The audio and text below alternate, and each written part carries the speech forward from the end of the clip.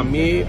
আৰম্ভ কৰিছোঁ গোলাঘাটৰ পৰা আৰম্ভ হ'ব মাৰ্ঘেৰিটাতো খালী মাটি থকাৰ কাৰণে বহুত লোক আহিছে আমাৰ খবৰ আছে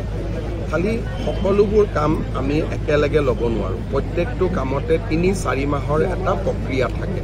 সেইকাৰণে য'ত সমস্যাটো হাতৰ পৰা ওলাই যাব হৈছে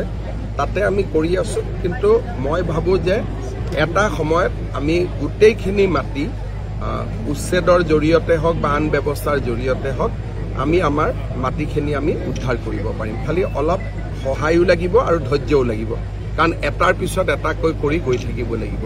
মই যোৱাকালিও দৰঙত কৈছিলোঁ যে 1 লাখ আমি 29,000 বিঘা মাটি আমি বেদখলৰ পৰা মুক্ত কৰিছোঁ কিন্তু অসমত 29 লাখ বিঘা মাটি বেদখলকাৰীৰ হাতত আছে এইটো এটা বহুত ডাঙৰ অংক মানুহে ক'ব নোৱাৰোতে লাহে লাহে লওঁতে বহুত ডাঙৰ এটা হিচাপ লাহে লাহে আমি কৰি গৈ থাকিব লাগিব